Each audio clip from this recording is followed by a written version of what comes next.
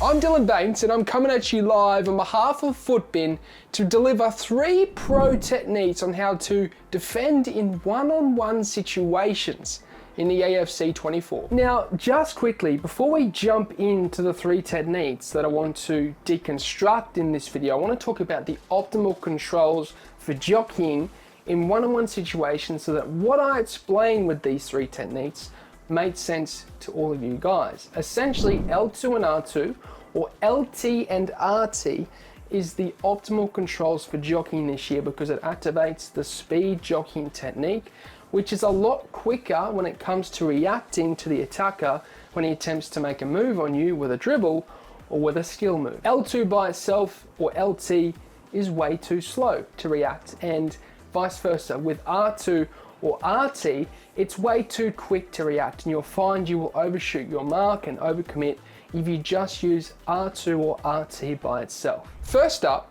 the approach, back off, and approach technique. You see, this technique involves jockeying with both L2 and R2 if you're on PS5, or LT and RT if you're on Xbox. And what it entails is you guys essentially approaching the attacker on the ball in one-on-one situations, then backing off to, number 1, buy yourself time, but also number 2, entice your opponent to perform a skill move or perform a dribble. And then once you've backed off, that is when we need to approach again to get the tackling. You see, the biggest issue in AFC 24 in defending one-on-one situations is that people don't buy themselves enough time to read what the opponent is going to do. They just dive in, attempting to make the tackle first time. But what pro players are doing is they are buying themselves time with this technique.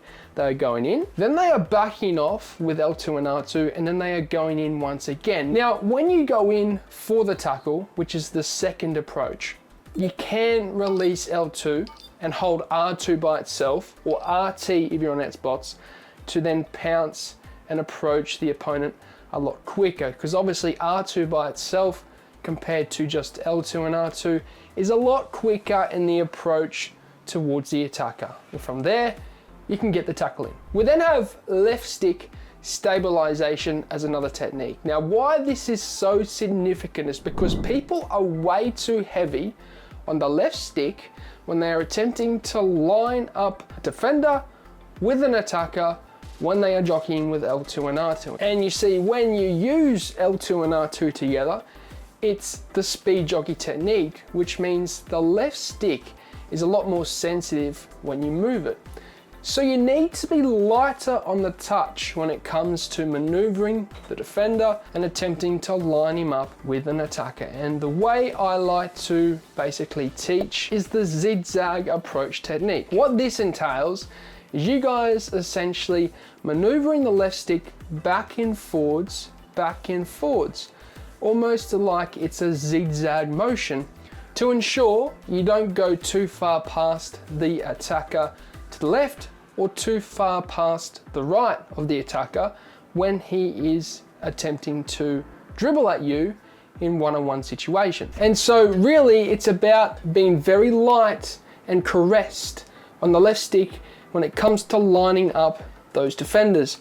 You want to be maneuvering it back and forth very lightly to ensure that you are going to line him up and not overcommit, overshoot the defender when you're lining up your defender with the attacker. Last but not least, in defending one-on-one situations, we have the technique of sticking to your position. Now, it may seem simple, it may seem easy, but a lot of people fall victim to diving in, being too aggressive, and giving up their position, which allows their opponent to beat them in one-on-one situations, specifically around the 18-yard box. And when you think about it, your opponent, when he's in this position, is always attempting to try and create space in the 18-yard box area. And a lot of the time, they'll be attempting to dribble, keeping their back to you, and attempting to shake off your defender when you're attempting to line up with the attacker. And this is what they want you to do. They want you to overshoot your position so that they can exploit the space that has then been created from you overcommitting. So what I advise you to do in these situations when you're defending in the 18-yard box is sticking to your position. Sticking to the hole that the defender is positioned in.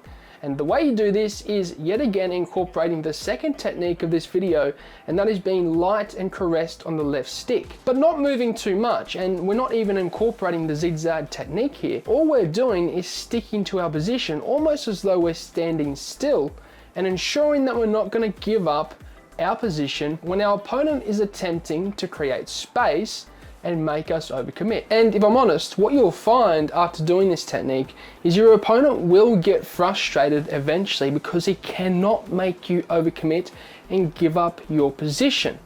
He will attempt to do a skill move, attempt to burst past you with a sprint, or in general, he'll just become impatient and essentially try to pass inside, but you'll have it covered because you haven't given up your position and you're still covering the passing lanes inside. This is basically how pros are defending. When their opponents are attempting to get into the 18-yard box to create a shooting opportunity, they will continuously switch between their defenders as the opponent is passing around the 18-yard box and continue to keep them in their position without maneuvering them too far to the left or too far to the right with the left stick and the L2 and R2 or LT and RT jockey technique. And this is essentially how they defend in one-on-one situations, specifically around the 18-yard box.